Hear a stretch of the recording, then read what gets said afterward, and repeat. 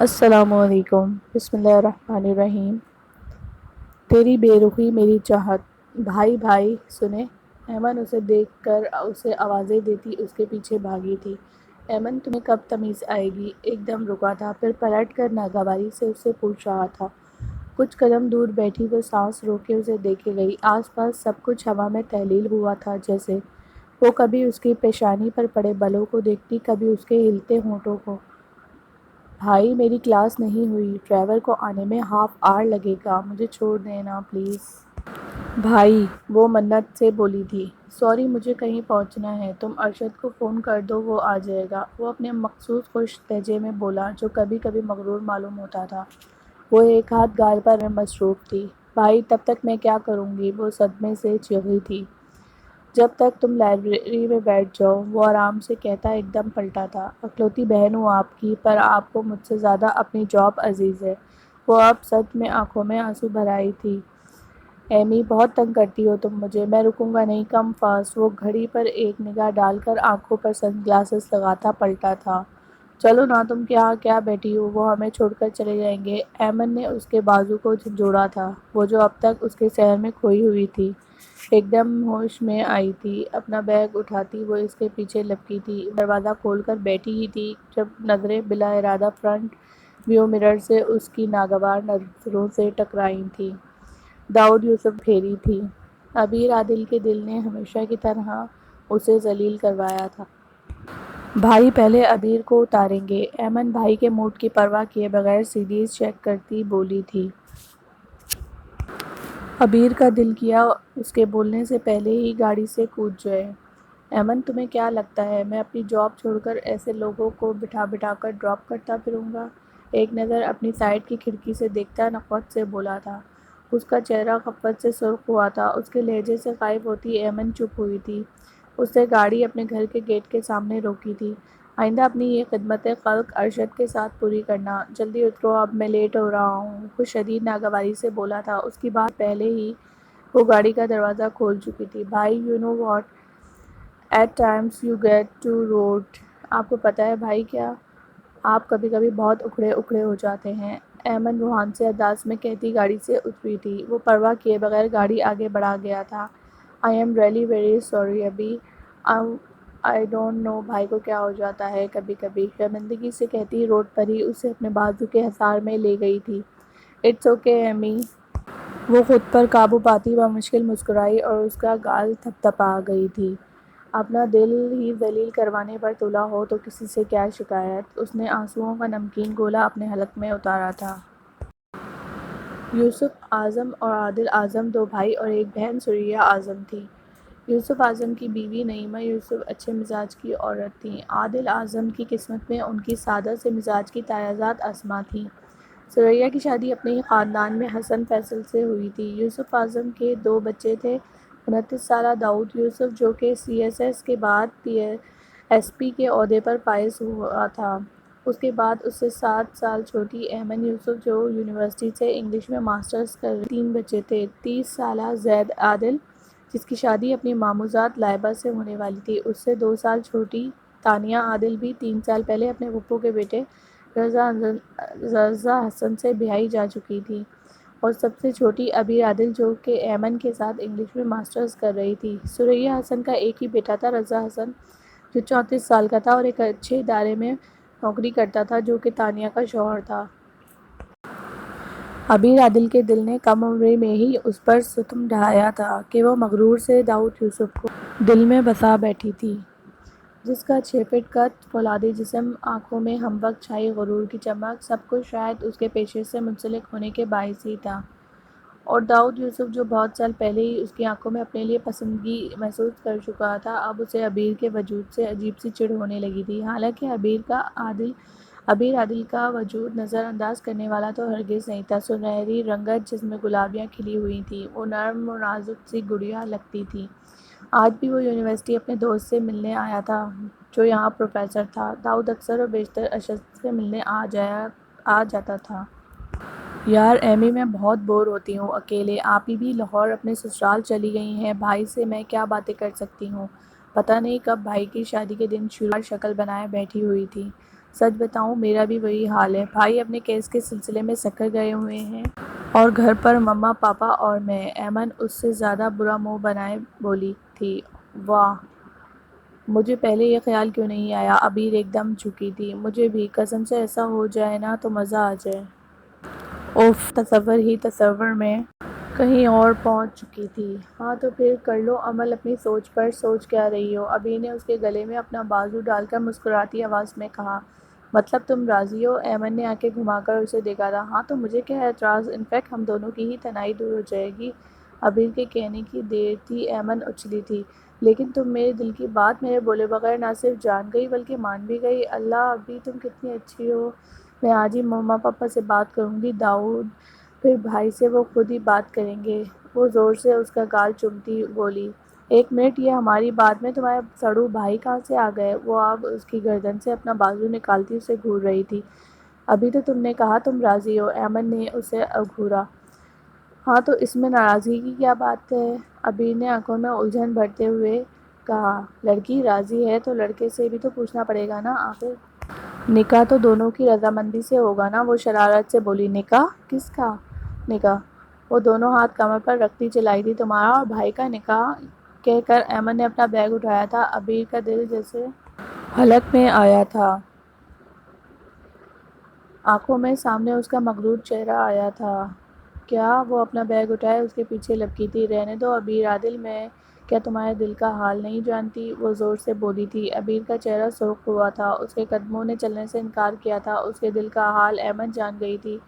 دل تو ہے، دل کا اعتبار کیا کیجیے، آ کیا جو کسی پہ پیار کیا کیجیے، ایمن گنگنائی تھی۔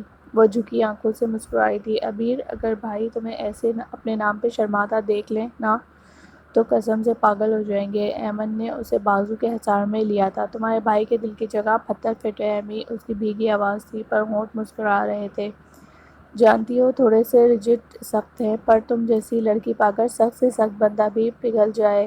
داؤد یوسف کیا چیز ہے؟ وہ اس کی تھوڑی تھام کر بولی۔ عبیر کا دل دھڑکا تھا۔ وہ اس کے شانے میں چہرہ چھپا گئی تھی۔ اس سمے عبیر عادل کے چہرے پر اتنے خوبصورت رنگ تھے کہ ایمن یوسف کو اپنے بھائی کی قسمت پر رشک آیا تھا۔ اس وقت عبیر اس کو اپنے گھر رکنے کی بات کر رہی تھی، لیکن ہوا یوں کہ ایمن زبردستی اس کو وہیں سے اپنے گھر لے گئی تھی۔ لیکن وہ زندگی میں پہلی بار داؤد یوسف کے گھر جا کر رکنے میں ہچکچا رہی تھی۔ تم جس کی وجہ سے نہیں آ رہی ہو نا، وہ کراچی میں ہے ہی نہیں۔ اب وہ اس کے گھر پر تھی۔ نہ جانے کیوں عبیر عادل کو جیسے آج ہر چیز نئی نئی لگ رہی تھی۔ میری بیٹی آئی ہے، نعیمہ نے اسے دیکھ کر اپنی باہیں پھیلائی تھیں۔ وہ ہنستی ہوئی ان میں سمائی تھی۔ اف، سنبھالو خود کو عبیر، یہ تمہاری بڑی ماں ہے اور یہ تمہارے بڑے پا کا گھر ہے، سب کچھ وہی ہے۔ اس نے اپنے دل کو ڈپٹا تھا۔ رات کے 12:15 بج رہے تھے۔ وہ ایمن کے ٹراؤزر ٹی شرٹ میں آرام دہ اولیے میں فلم دیکھ رہی تھی۔ ایمن واش روم میں تھی جب ایمن کا فون وائبریٹ ہوا تھا۔ اس نے اٹھ کر دیکھا تھا۔ اسکرین پر چمکتی تصویر کو دیکھ کر اس کا دل دھڑکا تھا۔ بلیک شرٹ میں ملبوس وہ ایمن کو بازو کے حلقے میں لیے مسکرا رہا تھا۔ ایمن نے کالر آئی ڈی میں اس کی تصویر لگائی تھی۔ وہ زیادہ دیر ان مسکراتی آنکھوں میں نہیں دیکھ پائی تھی۔ فون بجتے بجتے خاموش ہوا تھا۔ اس کا دھیان اب فلم سے ہٹ چکا تھا۔ وہ آنکھوں پر بازو رکھے لیٹ گئی تھی۔ کمرے کی لائٹ آف تھی، صرف ٹی وی کی روشنی تھی۔ آنکھوں پر بازو رکھے وہ اسی دشمن جاں کو سوچ رہی تھی۔ اس کی بے اعتنائی نے اسے رلا دیا تھا۔ شاید سو گئی ہے، اس کے روم میں دیکھتا ہوں۔ اسے کافی کی شدید طلب ہوئی تھی۔ وہ ابھی سکر سے بائی روڈ کراچی اپنے گھر آیا تھا۔ پہلے کیس کی وجہ سے اندرون سندھ میں نہ جانے کہاں کہاں خوار ہونا پڑ رہا تھا، اور اب اتنے لمبے سفر کے باعث تھکن سے جوڑ جوڑ دکھ رہا تھا۔ نہا کر وہ کب سے اسے فون کر رہا تھا پر وہ اٹھا ہی نہیں رہی تھی۔ گیلے بالوں کو ویسے ہی ماتھے پر چھوڑ کر اس نے شرٹ چڑھائی تھی۔ پھر بیچ کے صرف 2-3 بٹن بند کرتا وہ ایمن کے کمرے میں داخل ہوا تھا۔ ٹی وی پر فلم لگی ہوئی تھی اور وہ سامنے آنکھوں پر بازو رکھے لیٹی تھی۔ وہ دائیں بائیں سر ہلاتا آگے بڑھا تھا۔ ایمی، ایمی، ذرا سا جھک کر اس نے پکارنے کے ساتھ ہی اس کی آنکھوں سے بازو ہٹایا تھا۔ اس نے پٹ سے آنکھیں کھولی تھی۔ کسی کو خود پر جھکا دیکھ کر اس نے چیخنے کے لیے منہ کھولا تھا جب وہ بے دردی سے اس کے ہونٹوں پر ہاتھ رکھتا اور اس کی چیخ کا گلا گھونٹ گیا تھا۔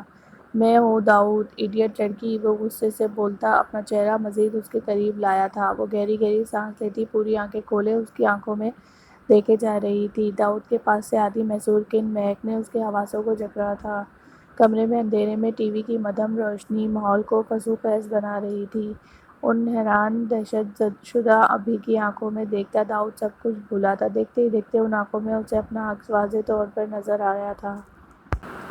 اچانک اس کے بالوں سے ٹپکتا پانی عبیر کے چہرے پر گرا۔ وہ جیسے ہوش میں آئی تھی۔ اس نے نظریں جھکائیں تو نگاہیں داؤد کے کشادہ سینے سے ٹکرائی تھیں۔ اس کا دل پسیاں توڑ کر باہر آنے کو آمادہ ہوا تھا اس سمے جیسے بے اختیار اپنے دوسرے ہاتھ سے اپنے ہونٹوں پر رکھے اس کے ہاتھ کو ہٹانا چاہا تھا۔ داؤد سرحد سے ہاتھ ہٹاتا سیدھا ہوا تھا۔ وہ ایک دم اٹھ بیٹھی تھی۔ داؤد کی نظریں اس کے سرخ چہرے سے ہوتی اس کے حلیے پر گئی تھیں۔ Baby pink tea shirt, white trouser.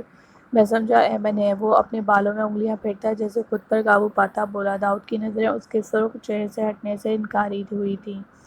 خود پر اس کی نظروں کا ارتکاز محسوس کرکے وہ غیر محسوس طریقے سے اپنا دایاں ہاتھ اپنے بائیں کندھے پر رکھتی اپنا رخ بائیں طرف موڑ گئی تھی۔ وہ واش روم میں ہے۔ عبیر کے حلق سے بمشکل آواز نکلی تھی۔ وہ کبھی اس کے سامنے اس حلیے میں نہیں آئی تھی۔ اسے خود میں سمٹتے دیکھ کر نہ جانے کیوں داؤد کے ہونٹوں کو مسکراہٹ نے چھوا تھا۔ ایمی آئے تو اسے بولنا کافی بنا کر میرے روم میں لے آئے۔ وہ اس پر سے نظریں ہٹاتا کمرے سے باہر نکلا تھا۔ عبیر نے سینے پر ہاتھ رکھ کر اپنا سانس بحال کیا تھا۔ جو ایمن سوچ رہی ہے اگر وہ اگ گیا تو میں تو جان سے ہی جاؤں گی۔ اس بندے کی 2 منٹ کی قربت اسے بدحواس کر گئی تھی۔ اپنی ہی سوچ پر اسے اپنے پیٹ میں کچھ ہوتا محسوس ہوا تھا۔ وہ ایک دم بیٹھے سے اٹھ کھڑی ہوئی تھی۔ اف، کسی پل چین نہیں آ رہا تھا اسے۔ تبھی ایمن واش روم سے نکلی تھی۔ تمہارا فون بج رہا تھا کہہ کر وہ واش روم میں بند ہوئی تھی۔ اب خود پر ٹھنڈے پانی کے جھپاکے مار رہی تھی۔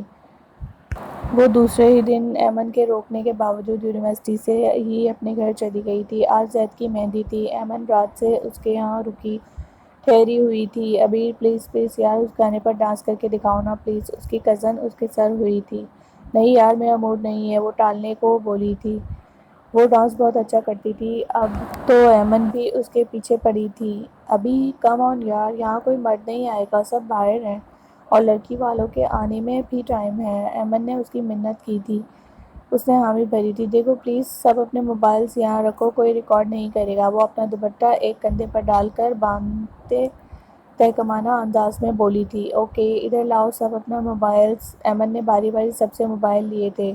سب گول دائرہ بنا کر بیٹھ گئی تھیں۔ ایمن نے گانا لگایا تھا۔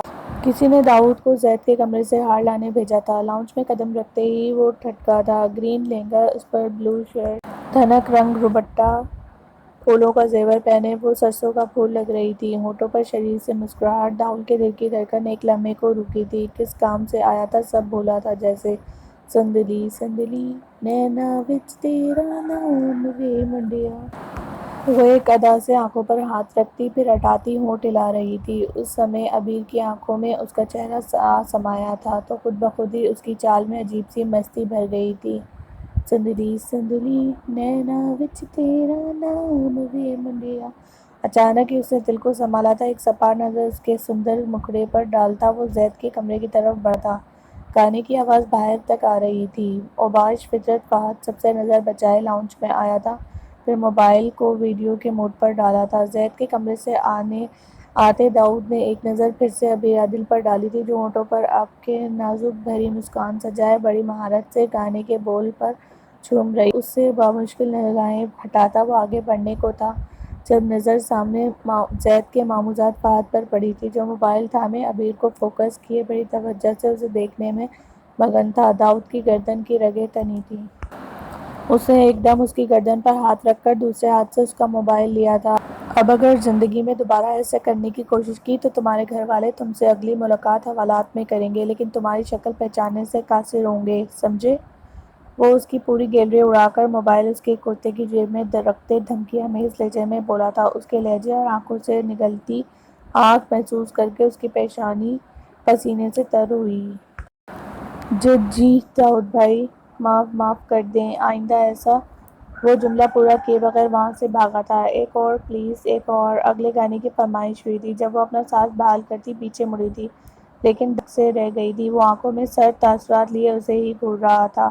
عبیر کا چہرہ ایک دم حیا اور خفت سے سرخ پڑا تھا۔ وہ اسے ڈانس کرتا دیکھ چکا تھا اور وہ گانا اف عبیر کا دل کیا زمین پھٹے اور وہ اس میں سما جائے۔ اس نے میکانیکی انداز میں اپنے دوپٹے کی گرہ کھولی تھی۔ چلو نا عبیر لے جا پر ہو جائے اب۔ سویرا نے اب نئی سی ڈی نکالی تھی۔ سویرا کے بتائے گئے گانے پر اس کا چہرہ مزید سرخ ہوا تھا اور اب کہ اپنا چہرہ نہیں اٹھا پائی تھی۔ گانا بجا تھا۔ گانے کے اگلے بول پر وہ آنکھوں میں سرد تاثرات لیے دروازے کی مخالف سمت بڑھا تھا۔ وہ بے ارادہ اسے دیکھے گئی تھی۔ وہ سب بیٹھی ہوئی تھیں، کسی کو وہ نظر نہیں آ رہا تھا۔ ایک دم وہ جھکا تھا، پھر اپنے جیب سے لائٹر نکال کر اس نے ڈیک کے تار کو شعلہ دکھایا تھا۔ وہ ساکت کھڑی رہی تھی۔ 3-4 سیکنڈ میں ڈیک بند ہوا تھا۔ ارے یہ کیا ہوا؟ مختلف آوازیں۔ دیکھو ذرا کیوں بند ہوا؟ یہ سبھی ڈیک کی طرف متوجہ ہوئی تھیں۔ جب وہ اپنی جگہ سے کھڑا ہوا تھا، ایک قہر برساتی نظر اس کے وجود پر ڈال کر وہ لائٹر جیب میں رکھتا باہر نکل گیا تھا۔ وہ ابھی تک ہک دھک کھڑی اسے جاتا دیکھتی رہی تھی۔ بہت شوق ہے تمہیں ایسے ڈانس کرنے کا؟ وہ باقی کی بچی مٹھائی فریج میں رکھ کر لاؤنج سے ہوتی باہر جانے کو تھی، جب وہ اچانک سامنے آیا تھا۔ اس کی بات پر ابیر کا چہرہ سرخ ہوا تھا۔ اس نے نگاہ اٹھائی تھی۔ میں کوئی سڑک پر تو ڈانس نہیں کر رہی تھی، یہ میرا گھر ہے۔ نہ جانے کیوں وہ خائف ہوئے بغیر اس کی آنکھوں میں دیکھ کر بولی تھی، اب جب گھر میں باہر کے لوگ ہوں تو گھر اور سڑک میں کوئی فرق نہیں رہ جاتا۔ وہ لب بھیج کر بولا تھا، صحیح کہہ رہے ہیں آپ، مجھے احتیاط کرنی چاہیے تھی۔ کوئی بھی منہ اٹھا کر میرے لاؤنج میں آ کر مجھے ایسے ڈانس کرتا دیکھ کر اپنی سدھ بدھ کھو سکتا ہے۔ انداز چڑھانے والا تھا اور واقعی مقابل کو جلا کر راکھ ہی تو کر گیا تھا۔ وہ 2 قدم کا فاصلہ بھی مٹا کر اس کے نازک بازوؤں کو اپنی آئینی ہاتھوں کی گرفت میں لے کر اسے اپنے بہت قریب کر گیا تھا۔ داؤد یوسف کا ابیر عادل میں کبھی کوئی دلچسپی نہیں رہی اور یہ بات تم جانتی ہو۔ وہ اس کی آنکھوں میں دیکھتا بے رحمی سے بول رہا تھا اور ہمیشہ کی طرح داؤد یوسف کا نشانہ وہیں لگا تھا جہاں وہ چاہتا تھا، یعنی ابیر عادل کا دل۔ چھوڑیں، نہ جانے اس کے سخت ہاتھوں کی تکلیف تھی یا اس کا لہجہ۔ ابیر کا دل کرچی کرچی ہوا تھا۔